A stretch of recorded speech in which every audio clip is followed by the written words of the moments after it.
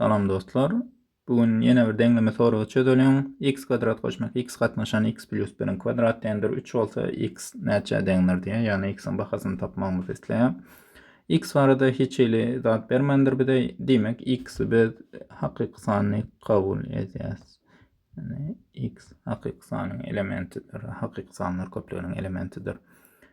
İlk ölen dengleme seridenimizde maydal hocayının san hocadan olduğunu görüyoruz. Demek bu adi drop bu bizim işimiz has kıyınlaştırıyor. Bu yağdayda maydal hoca san hocadan kiçi yağdaya getirmeye tinançalıyor. Onu etmek için x gören yermede y minus 1 yazalım. Y minus 1 yazsak x gören yermede y minus 1'in kvadratı koşmak. Y minus 1'in kvadratı katnaşan y minus 1 plus 1'in kvadratı dendir 3 oluyor. Yani biz x'in yerine y minus 1'leri yazdık. Bu yerde kvadratları açtık. Y'in kvadratı minus 2 y plus 1 plus y kvadrat minus 2 y plus 1 katnaşan y kvadrat dendir 3 oluyor. Yani minus 1 plus 1 risk alıyor bu yerde. Ne olsa şu durumumuzu bölelim. Yani y kvadrat minus 2 y plus 1 katnaşan y kvadratımızı bir ayırmak 2 katnaşan y koşmak 1 katnaşan y kvadrat deyip yazsak. Denlememiz y kvadrat ayırmak 2 y koşmak 1 koşmak 1 ayırmak 2 katnaşan y koşmak 1 katnaşan y kvadrat dendir 3 oluyor. Bu yerde kızıklı bir zat yüze çıkıyor. Y kvadrat var elimizde ve 1 katnaşan y'nin kvadratı var. Ve şu yerde hem 2 elde ediyoruz. Yani y kvadrat koşmak 2 koşmak 1 katnaşan y kvadrat belirtiler olsa minus 2y minus 2 katnaşan y dendir 3 oluyor. Bu bize bir kvadrat veriyor. Bir bütün kvadrat yani bu y katnaşan 1 katnaşan y'nin kvadratını veriyor. Ayırmak bu yerde ikiler ikisini hem bolan için 2'ni yayın daşına alsam y koşmak 1 katnaşan y deyip yazıp bilen 3'ü hem minus edip bu tarafa geçirsem minus 3 dendir 0 olur.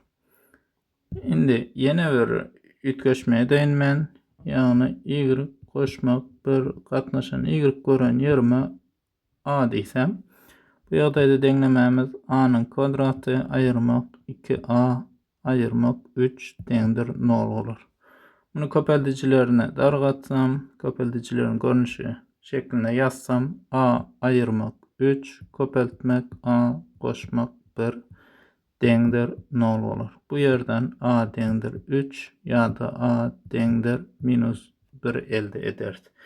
Yani a'nın nemediğini biliriz. Bu yerden y katnaşan 1 katnaşan y bağışlan koşmak bilmeldim.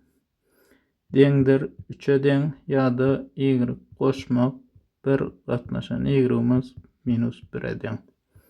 Bunu çözüp biliriz. Arkaynlık bilen bu y'nin kvadratı ayırmak 3 y koşmak 1 dendir 0 oluyor.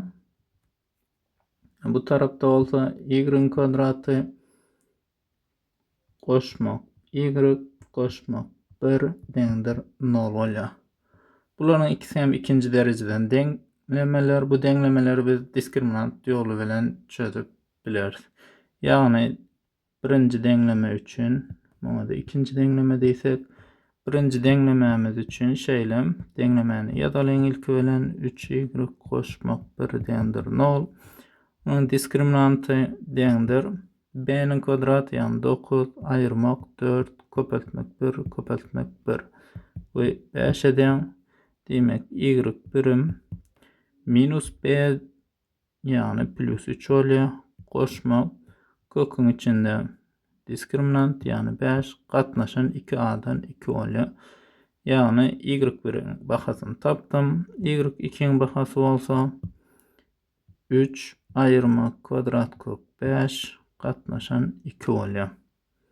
İkinci denklememizde gelenimizde y kvadrat koşmak y koşmak 1 dendir 0. Bu yerden diskriminantını alsak diskriminant dendir 1 ayırmak 4 köpeltmek 1 köpeltmek 1 oluyor.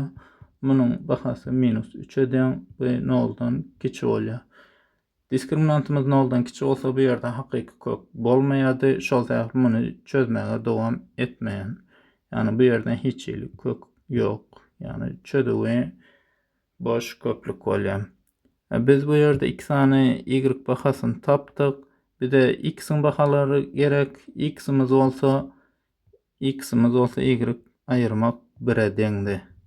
Demek x'imiz y ayırmak 1 olsa bu yerden x'imiz y1 ve y2'den 1'e ayıran yani 3 koşmak kök 5 katnaşan 2 ayırmak 1 oluyor.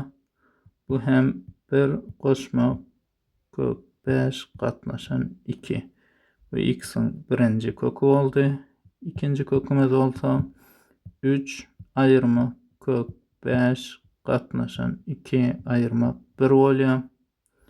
Bu hem 1 ayırmak kök 5 katnaşan 2 denk oldu. Yani bir de verilen denklemenin çözü köplüğünü şöyle yazalım.